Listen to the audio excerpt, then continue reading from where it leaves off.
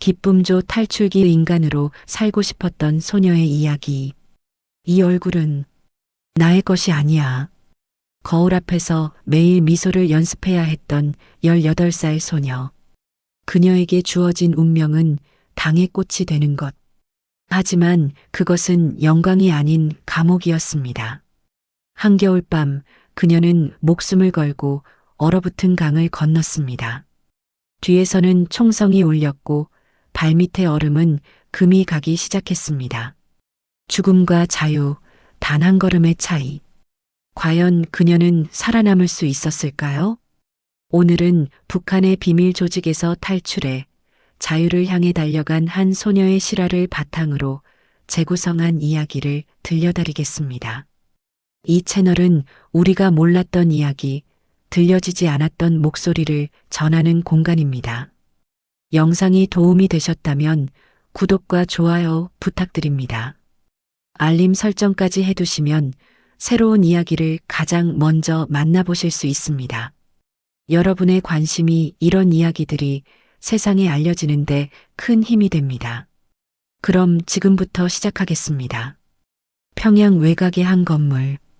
지도에도 표시되지 않은 그곳에서 20명 남짓한 소녀들이 특별한 교육을 받고 있었습니다. 이른 새벽부터 늦은 밤까지 그녀들의 하루는 철저히 통제되었습니다. 오전 6시 기상 나팔 소리와 함께 하루가 시작됩니다. 세면을 마친 소녀들은 곧바로 체조복으로 갈아입고 운동장으로 향했습니다. 1시간의 체력 단련, 유연성과 자세 교정이 중심이었습니다. 무용수처럼 우아하게 하지만 군인처럼 정확하게 움직여야 했습니다. 아침 식사는 7시 30분. 일반 주민들보다는 나은 식단이었지만 양은 철저히 제한되었습니다. 몸매 관리는 가장 중요한 임무 중 하나였으니까요. 흰 쌀밥 반 공기, 국 한 그릇, 반찬 두세 가지. 그것이 전부였습니다. 배가 고파도 더 먹을 수 없었습니다. 감독관의 눈은 항상 그녀들을 지켜보고 있었습니다. 오전 8시부터는 본격적인 교육이 시작되었습니다. 첫 번째 수업은 사상교육.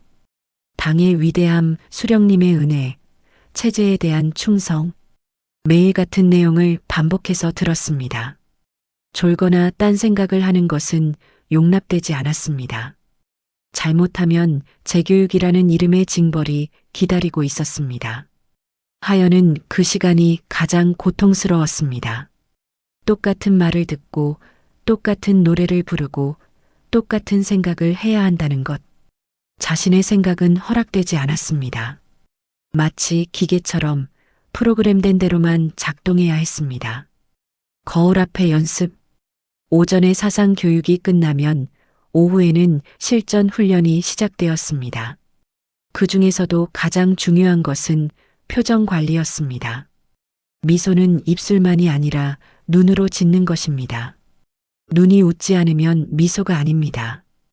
교관의 목소리가 훈련실에 울려 퍼졌습니다. 20명의 소녀들이 각자의 거울 앞에 앉아 미소를 연습했습니다. 자연스럽게 그러나 완벽하게 진심이 담긴 것처럼 하지만 통제된 범위 내에서 하연은 거울 속 자신을 바라보았습니다. 입꼬리가 올라가고 눈이 초승달처럼 구부러집니다. 완벽한 미소. 하지만 그 미소 뒤에 자신은 없었습니다. 마치 가면을 쓴 것 같았습니다. 김하연 미소가 과하다. 자연스럽지 못해. 다시 교관의 날카로운 지적이 떨어집니다. 하연은 표정을 풀고 다시 시작했습니다. 10번, 20번, 30번. 입이 아프고 턱이 경련을 일으킬 때까지 연습했습니다. 거울 앞에서의 훈련은 2시간이나 계속되었습니다. 미소뿐만이 아니었습니다. 슬픈 표정, 놀란 표정, 관심 있는 표정, 존경하는 표정. 모든 감정을 연기하는 법을 배웠습니다. 진짜 감정은 중요하지 않았습니다. 중요한 건 상대방이 원하는 반응을 보여주는 것이었습니다. 너희는 당의 얼굴이다. 너희의 미소는 우리 공화국의 아름다움을 보여주는 것이다. 개인의 감정 따위는 중요하지 않다. 교관의 말은 명확했습니다. 그녀들은 개인이 아니었습니다. 국가의 도구였습니다. 당의 꽃이라는 족쇄. 저녁 식사 후에는 예절 교육이 이어졌습니다. 걷는 법, 앉는 법, 차를 따르는 법, 대화하는 법. 모든 것이 정해진 규칙대로였습니다. 등을 곧게 펴고 보폭은 15cm, 손은 자연스럽게 모으고 시선은 정면 10도 아래. 하연은 다른 소녀들과 함께 교실을 가로질러 걸었습니다. 한 걸음 한 걸음이 측정되고 평가되었습니다.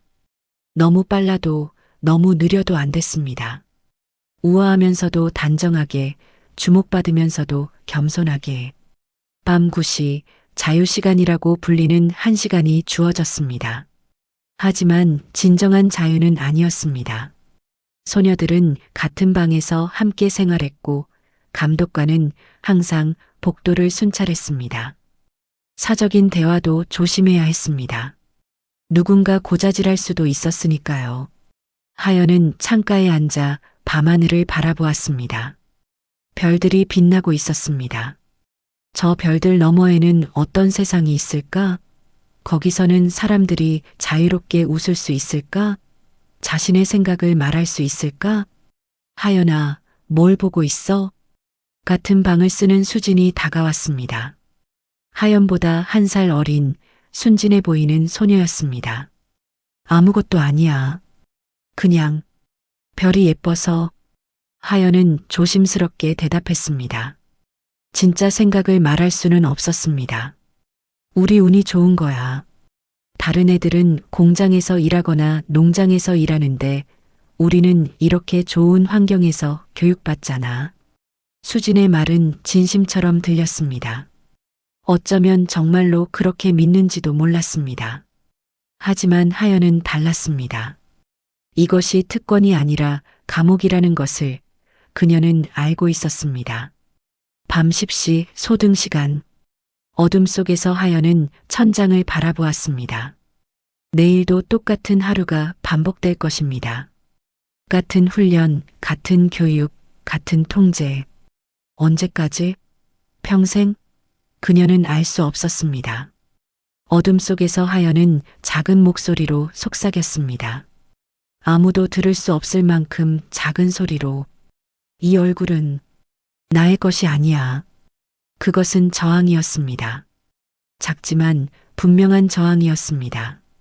6개월간의 훈련이 끝나갈 무렵 소녀들은 각자의 첫 임무를 부여받았습니다. 하연의 차례가 왔습니다. 김하연, 다음 주 토요일 만수대의 사당에서 열리는 연회에 배치된다. 외국 손님 접대가 주 임무다. 잘하면 정식 배치가 결정된다. 교관의 말에 다른 소녀들은 부러운 눈빛을 보냈습니다. 첫 임무로 중요한 연회에 배치된다는 것은 인정받았다는 의미였습니다. 하지만 하연은 기쁘지 않았습니다.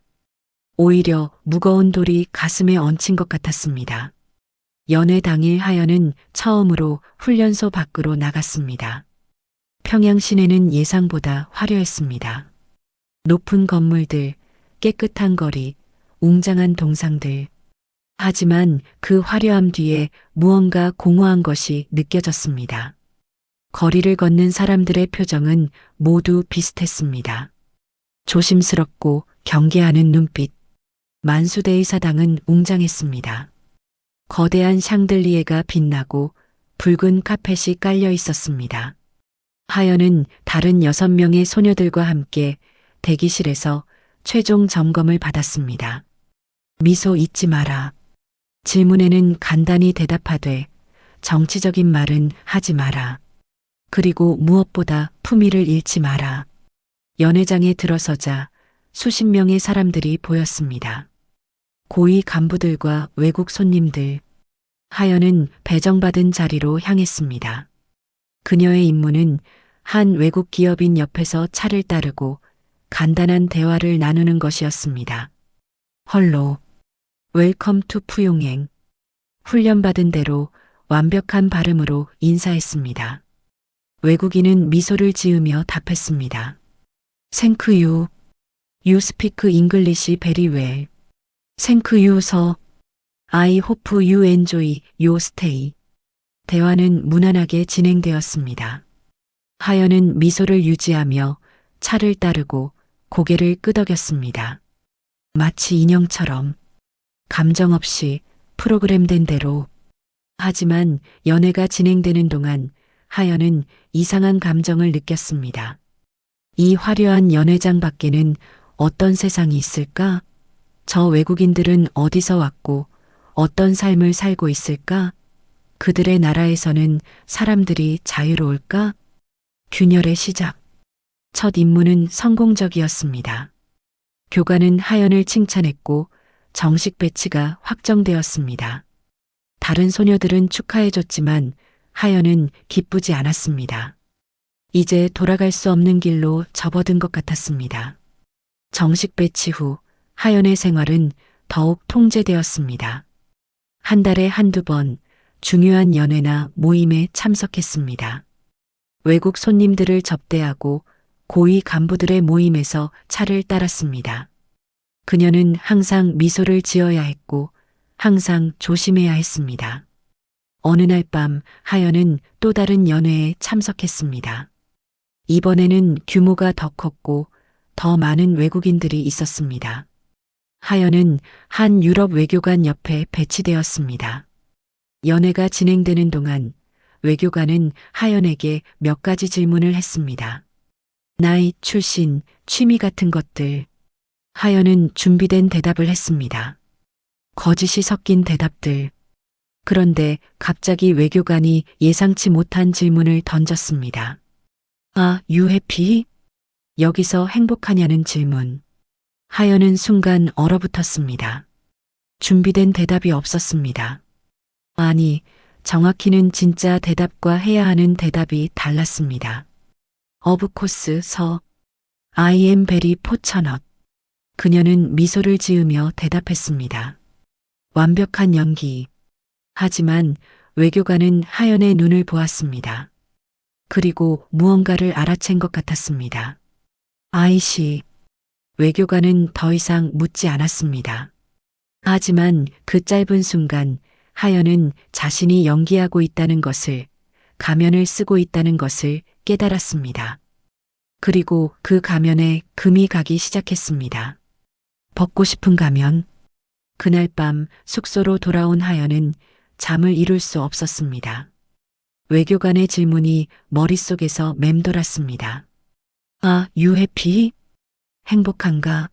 하연은 자신에게 물었습니다. 언제부터 행복에 대해 생각하지 않았던 걸까? 언제부터 그저 살아남는 것만 생각했던 걸까? 다음 날 하연은 평소와 다름없이 훈련에 참여했습니다.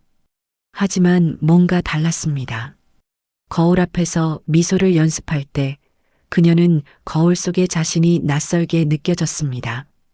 이게 정말 나인가? 하연은 속으로 물었습니다. 이 미소는 누구의 것인가?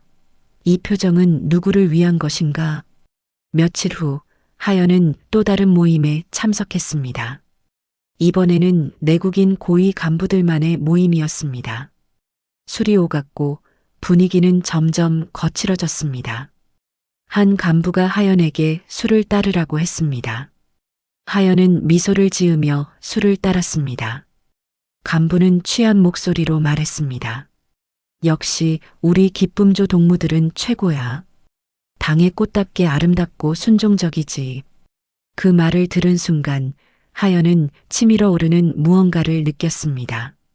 분노, 수치심, 아니면 자기 혐오? 그녀는 알 수 없었습니다. 하지만 분명한 것은 더 이상 이렇게 살 수 없다는 것이었습니다. 그날 밤 하연은 결심했습니다. 탈출해야 한다고. 이곳을 떠나야 한다고. 설령 죽는다 해도 이렇게 인형처럼 사는 것보다는 낫다고. 하지만 어떻게? 평양은 철저히 통제된 도시였습니다. 특히 기쁨조 요원들은 더욱 감시가 심했습니다. 탈출은 거의 불가능에 가까웠습니다. 하연은 조심스럽게 정보를 수집하기 시작했습니다. 국경의 위치, 경비체계, 탈북자들의 이야기. 위험한 일이었습니다. 발각되면 죽음보다 더한 처벌이 기다리고 있었습니다. 하지만 하연은 멈출 수 없었습니다. 가면은 이미 금이 갔고 이제 벗어야 할 때였습니다. 하연은 신중하게 계획을 세웠습니다. 3개월 동안 그녀는 조금씩 정보를 모았습니다. 국경 지역의 경비가 상대적으로 약한 곳, 강을 건널 수 있는 시기, 중국 쪽에서 도움을 줄 수 있는 사람들. 정보를 얻는 것은 쉽지 않았습니다. 하연은 연애나 모임에서 만난 사람들과의 대화를 통해 조심스럽게 정보를 수집했습니다. 때로는 술에 취한 군인들의 허튼 소리에서, 때로는 외국인들의 무심코 한 말에서 단서를 찾았습니다. 가장 큰 문제는 돈과 연락처였습니다. 탈북하려면 중국 쪽에 브로커가 필요했고 그들에게 지불할 돈이 필요했습니다. 하연은 기쁨조 요원으로서 받은 선물이나 물품들을 조금씩 팔았습니다. 위험한 일이었지만 다른 방법이 없었습니다. 어느 날 하연은 한 연회에서 평양을 자주 드나드는 중국 무역업자를 만났습니다. 그는 조선족이었고 양쪽 언어를 모두 할 수 있었습니다. 하연은 조심스럽게 그에게 접근했습니다. 선생님, 혹시 중국에서는 사람들이 어떻게 살아요? 무역업자는 하연을 주의 깊게 바라보았습니다. 그리고 작은 목소리로 말했습니다. 자유롭게 살지. 원하는 곳에 가고, 원하는 일을 하고, 원하는 말을 해. 하연의 눈빛이 변했습니다. 무역업자는 그 눈빛을 읽었습니다. 혹시 하연은 고개를 끄덕였습니다. 아주 작게. 무역업자는 한숨을 쉬었습니다. 위험해. 아주 위험해. 알아요. 하지만 다음 주 화요일 모란봉 공원 뒤편 호수가 저녁 7시 혼자 와. 그렇게 하연은 탈출의 첫 발을 내디뎠습니다. 마지막 밤, 약속한 날 하연은 모란봉 공원으로 향했습니다. 심장이 미친 듯이 뛰었습니다. 발각되면 끝이었습니다. 하지만 돌아갈 수 없었습니다. 호수가에서 무역업자를 만났습니다. 그는 작은 쪽지를 건넸습니다. 여기 전화번호가 적혀 있어. 국경을 넘으면 이 번호로 전화해. 조선족 브로커야. 그가 도와줄 거야. 하지만 돈이 필요해. 최소 500달러. 500달러. 하연이 모은 돈은 300달러 정도였습니다. 부족했습니다. 부족하면 나중에 갚아도 돼. 하지만 반드시 살아서 넘어가야 해. 무역업자는 덧붙였습니다. 두만강 상류 무산 근처에 경비가 약한 곳이 있어. 겨울에 강이 얼면 건널 수 있어. 하지만 얼음이 완전히 얼지 않으면 깨질 수 있어. 목숨을 걸어야 해.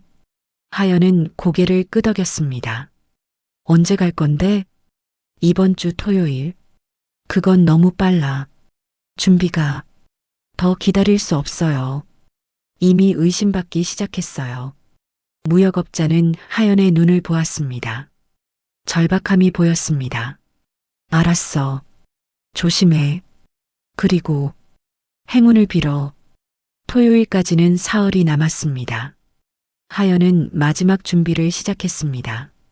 옷을 여러 겹 준비하고 물과 간단한 식량을 챙겼습니다. 그리고 가장 중요한 것, 마음의 준비.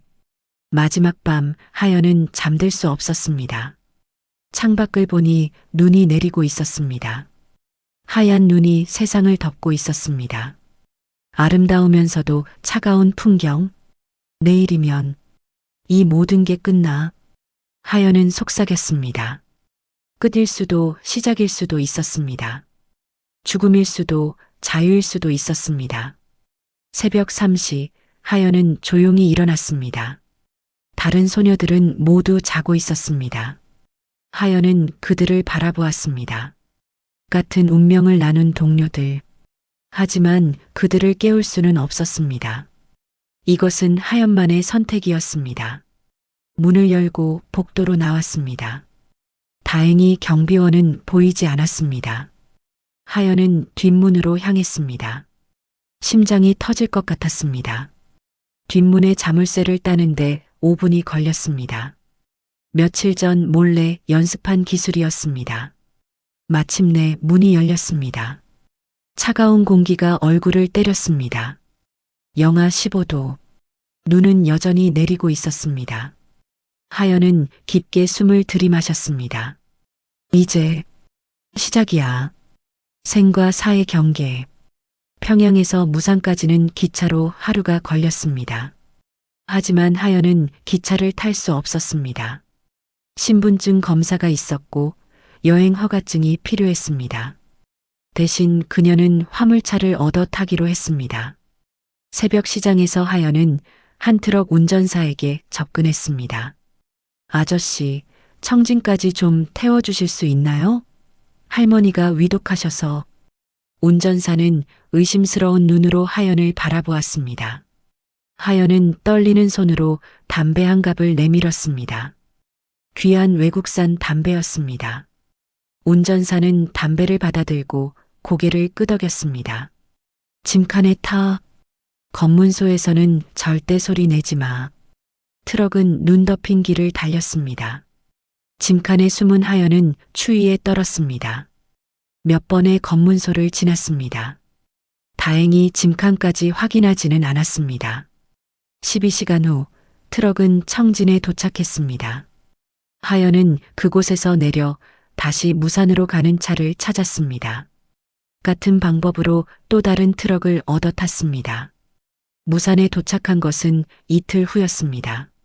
하연은 지쳐 있었지만 멈출 수 없었습니다. 이제 가장 위험한 단계가 남아 있었습니다. 국경을 넘는 것. 하연은 무역업자가 알려준 지점으로 향했습니다. 두만강 상류의 한 지점. 경비가 상대적으로 약한 곳이라고 했습니다. 밤 10시 하연은 강가에 도착했습니다. 어둠 속에서 강물 소리가 들렸습니다. 아니, 강물이 아니었습니다. 얼음이었습니다. 강은 얼어 있었습니다. 하연은 조심스럽게 얼음을 확인했습니다. 두께는 충분해 보였습니다. 하지만 확신할 수 없었습니다. 강 중간쯤은 물이 빨라 얼음이 얇을 수 있었습니다. 숨을 깊이 들이마시고 하연은 첫 발을 내디뎠습니다. 얼음이 삐걱거렸습니다. 심장이 멎는 것 같았습니다. 하지만 얼음은 깨지지 않았습니다. 한 걸음, 또 한 걸음. 하연은 천천히 강을 건너기 시작했습니다. 바람이 불었고 눈이 얼굴을 때렸습니다. 발은 이미 감각이 없었습니다. 강 중간쯤 왔을 때였습니다. 거기서 뒤에서 목소리가 들렸습니다. 경비병이었습니다. 하연은 얼어붙었습니다. 움직이지 마. 쏜다.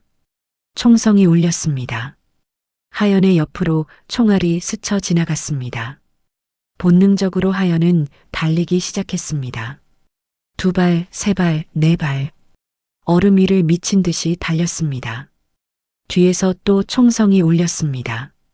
그리고 개 짖는 소리. 갑자기 얼음이 갈라지는 소리가 들렸습니다. 하연의 발밑 얼음에 금이 가기 시작했습니다. 안 돼. 하연은 더 빨리 달렸습니다. 얼음은 계속 갈라졌습니다. 죽음과 자유, 단 한 걸음의 차이. 마침내 하연은 반대편 강가에 도착했습니다. 뒤를 돌아보니 경비병들이 강 건너편에 서 있었습니다. 그들은 더 이상 쫓아오지 않았습니다. 국경을 넘을 수 없었으니까요. 하연은 그 자리에 주저앉았습니다. 숨이 턱까지 차올랐습니다. 손발은 얼어붙었고 온몸이 떨렸습니다. 하지만 살아있었습니다. 그리고 자유로웠습니다. 하연은 얼마나 그 자리에 앉아 있었는지 모릅니다. 추위로 의식이 흐릿해졌습니다. 손발은 이미 감각이 없었고 눈꺼풀이 무거웠습니다. 이대로 잠들면 죽을 것이라는 걸 알았지만 몸이 말을 듣지 않았습니다. 거기 누구야? 어둠 속에서 목소리가 들렸습니다. 남자 목소리였습니다. 하연은 고개를 들 힘도 없었습니다. 불빛이 하연을 비쳤습니다. 손전등이었습니다. 북에서 온 거야? 하연은 간신히 고개를 끄덕였습니다. 남자는 주변을 둘러보더니 재빨리 하연에게 다가왔습니다. 살고 싶으면 따라와. 빨리. 남자는 하연을 일으켜 세웠습니다. 하연은 거의 기어가다시피 남자를 따라갔습니다. 얼마나 걸었는지 모릅니다. 의식이 흐려졌다가 다시 돌아오기를 반복했습니다. 마침내 한 작은 오두막에 도착했습니다. 남자는 하연을 안으로 데리고 들어가 난로 앞에 앉혔습니다. 옷 벗어. 젖은 옷 입고 있으면 죽어. 하연은 떨리는 손으로 옷을 벗었습니다. 남자는 담요를 가져다 하연을 감쌌습니다. 그리고 뜨거운 차를 내왔습니다. 천천히 마셔. 너무 급하게 마시면 안 돼. 하연은 차를 마셨습니다. 따뜻함이 몸속으로 스며들었습니다. 생명이 돌아오는 것 같았습니다. 고맙습니다. 하연은 간신히 말했습니다. 남자는 고개를 끄덕였습니다. 나도 북에서 왔어. 5년 전에. 이제는 탈북자들 돕는 일을 해. 남자의 이름은 준혁이었습니다. 그는 하연처럼 국경을 넘어 중국으로 온 탈북자였습니다. 이제는 안전하게 정착했고 다른 탈북자들을 돕고 있었습니다. 내일부터 움직여야 해. 중국 공안들이 탈북자를 잡아서 북으로 송환시켜 안전한 곳으로 가야 해. 하연은 고개를 끄덕였습니다. 국경을 넘었지만 아직 안전하지 않았습니다. 중국도 탈북자들에게는 위험한 곳이었습니다. 지하 네트워크. 다음 날부터 하연의 긴 여정이 시작되었습니다. 준혁은 하연을 지하 네트워크로 연결시켰습니다. 탈북자들을 돕는 사람들의 조직이었습니다. 처음 며칠은 여러 집을 옮겨 다녔습니다. 한 곳에 오래 머물 수 없었습니다. 중국 공안의 단속을 피해야 했으니까요. 하연은 지하실에 숨거나 창고에 숨었습니다. 햇빛을 보지 못한 채 며칠을 보내기도 했습니다. 한 달 후 하연은 한국행을 준비하는 안전가옥에 도착했습니다. 그곳에는 하연처럼 한국으로 가려는 탈북자들이 10여 명 있었습니다. 나이도 출신도 다양했습니다. 하지만 모두 같은 꿈을 가지고 있었습니다. 자유. 그곳에서 하연은 미영을 만났습니다. 하연보다 5살 많은 여성으로 함경북도에서 왔다고 했습니다. 너도 기쁨조였어? 미영이 물었습니다. 하연은 놀라서 미영을 바라보았습니다. 어떻게? 표정을 보면 알아. 나도 거기 있었거든. 10년 전에. 미영은 쓸쓸하게 웃었습니다. 탈출한 지 8년이 됐어. 하지만 아직도 가끔 악몽을 꿔. 거울 앞에서 미소 연습하는 꿈. 하연은 미영의 손을 잡았습니다. 말은 필요 없었습니다. 그들은 서로를 이해했습니다. 한국에 가면 어때요? 하연이 물었습니다. 미영은 잠시 생각하더니 대답했습니다. 어려워. 생각보다 훨씬 어려워. 언어도 다르고 문화도 다르고 사람들의 생각도 달라.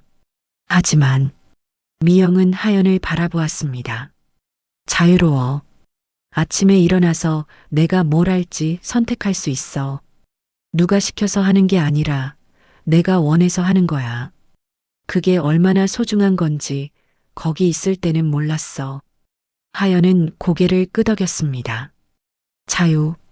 그것이 하연이 원한 것이었습니다. 마지막 관문. 한국으로 가는 길은 험난했습니다. 중국에서 동남아시아로 그리고 다시 한국으로 몇 달이 걸리는 여정이었습니다. 하연은 미영 그리고 다른 탈북자들과 함께 버스를 타고 기차를 타고 때로는 걸으며 남쪽으로 향했습니다. 검문을 피해 밤에 이동하고 낮에는 숨어 지냈습니다. 라오스 국경을 넘을 때가 가장 위험했습니다. 깜깜한 밤 정글을 헤쳐가야 했습니다. 길을 잃으면 끝이었습니다. 하연은 앞사람의 등을 따라 걸었습니다. 발이 상처투성이가 됐지만 멈출 수 없었습니다. 마침내 라오스에 도착했습니다. 그곳에서 하연 일행은 한국 대사관으로 향했습니다. 대사관에서 신원 확인 절차를 거쳤습니다. 북한에서 왔다는 것을 증명해야 했습니다. 심사는 까다로웠습니다. 거짓 탈북자들을 걸러내기 위해서였습니다. 하연은 북한에서의 생활, 훈련소에서의 경험, 탈출 과정을 자세히 설명했습니다. 며칠간의 조사 끝에 마침내 하연의 신원이 확인되었습니다. 한국행 비행기는 다음 주 화요일입니다. 대사관 직원의 말에 하연은 눈물을 흘렸습니다. 마침내 도착한 것입니다. 자유에 비행기를 타는 날 하연은 창밖을 바라보았습니다. 구름 위로 떠오르는 비행기. 아래로 땅이 멀어졌습니다. 북한이 멀어졌습니다. 과거가 멀어졌습니다. 이제 정말 끝이야. 하연은 속삭였습니다. 긴 악몽의 끝. 그리고 새로운 시작. 인천공항에 도착한 순간 하연은 압도당했습니다. 엄청난 크기의 공항, 수많은 사람들, 밝은 불빛들, 모든 것이 낯설었습니다. 하연과 다른 탈북자들은 하나원으로 향했습니다. 탈북자들을 위한 정착 지원 시설이었습니다. 그곳에서 3개월 동안 한국 사회에 적응하는 교육을 받게 됩니다. 첫날 밤 하연은 자신에게 주어진 방에 혼자 앉아 있었습니다. 작은 방이었지만 깨끗하고 따뜻했습니다. 창밖으로 도시의 불빛이 보였습니다. 정말 여기까지 왔구나. 하연은 믿기지 않았습니다. 몇 달 전만 해도 평양의 훈련소에 있었는데 이제는 한국에 있습니다.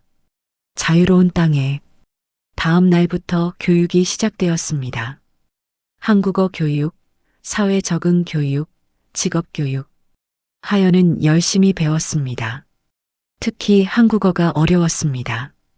같은 한국어지만 억양도 다르고 단어도 많이 달랐습니다. 휴대폰이요? 아, 손전화기요? 컴퓨터는 뭐예요? 아, 전자계산기. 하연은 자꾸 북한식 표현을 썼습니다. 선생님은 웃으며 고쳐주었습니다. 다른 탈북자들도 비슷했습니다. 모두 새로운 언어를 배우는 것 같았습니다. 한 달이 지나자 조금씩 적응되기 시작했습니다. 하연은 컴퓨터 사용법을 배웠고 인터넷을 접했습니다. 놀라웠습니다. 이렇게 많은 정보를 이렇게 자유롭게 볼 수 있다니. 어느 날 하연은 인터넷에서 북한에 대한 기사를 검색했습니다. 기쁨조에 대한 기사도 있었습니다.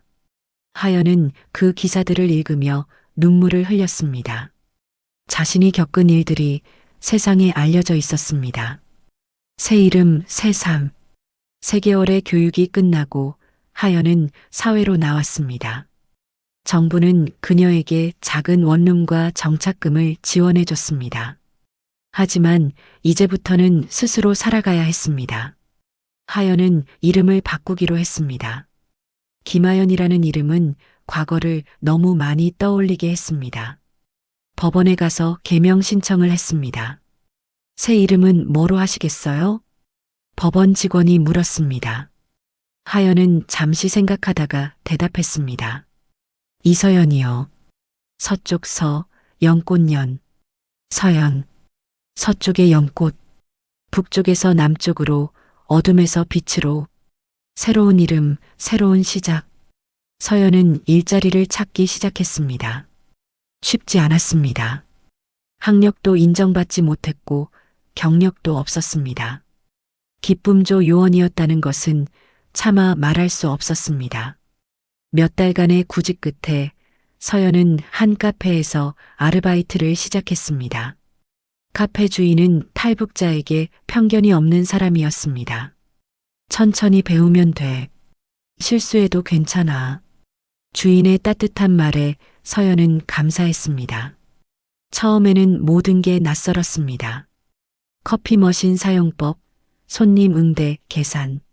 하지만 서연은 금방 배웠습니다. 몇 달 후 서연은 정규직이 되었습니다. 월급은 많지 않았지만 스스로 번 돈이었습니다. 자신의 노동으로 번 돈. 그것은 자유의 증거였습니다. 치유의 시간. 하지만 적응은 쉽지 않았습니다. 서연은 자주 악몽을 꾸었습니다.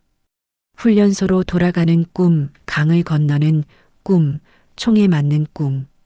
밤마다 식은땀을 흘리며 깼습니다. 어느 날 카페 주인이 서연에게 상담을 권했습니다. 트라우마 상담센터가 있어. 탈북자들을 위한 곳이야. 한번 가보는 게 어때? 서연은 망설였습니다. 자신의 과거를 낯선 사람에게 말한다는 것이 두려웠습니다. 하지만 악몽은 점점 심해졌고 결국 서연은 상담센터를 찾았습니다. 상담사는 중년의 여성이었습니다. 따뜻한 눈빛을 가진 사람이었습니다. 편하게 이야기하세요. 여기는 안전한 공간이에요. 서연은 천천히 자신의 이야기를 시작했습니다. 기쁨조 훈련소에서의 생활, 거울 앞에서의 연습, 탈출, 그리고 여기까지 오는 과정. 말하는 동안 눈물이 멈추지 않았습니다. 잘했어요. 정말 잘했어요. 상담사는 서연의 손을 잡아주었습니다. 당신은 살아남았어요. 그리고 자유를 찾았어요. 그것만으로도 충분히 대단한 거예요. 상담은 서연에게 큰 도움이 되었습니다. 매주 한 번씩 센터를 찾았고 조금씩 트라우마를 극복해 나갔습니다. 악몽도 점차 줄어들었습니다. 용서와 화해. 2년이 지났습니다. 서연은 이제 카페의 매니저가 되었습니다. 작은 원룸에서 투룸으로 이사했고 친구들도 생겼습니다. 한국 생활에 적응했습니다. 하지만 여전히 마음 한구석에는 무언가가 남아 있었습니다. 죄책감, 북한에 남겨진 사람들에 대한 죄책감, 훈련소의 동료들에 대한 죄책감, 나만 도망쳤어. 나만 자유를 얻었어.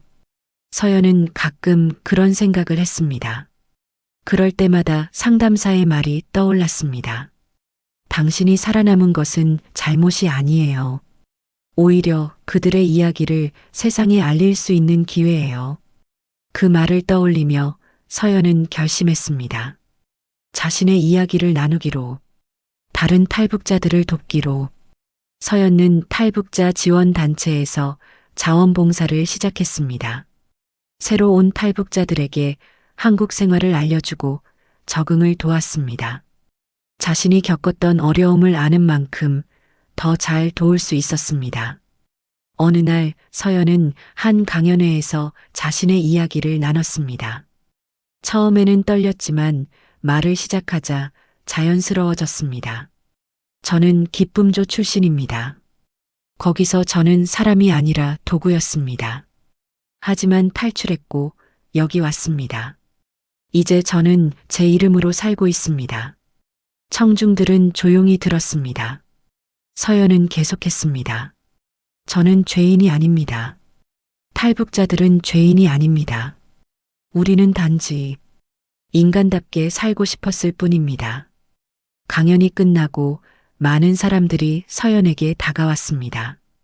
응원의 말을, 감사의 말을 전했습니다. 서연은 눈물을 흘렸습니다.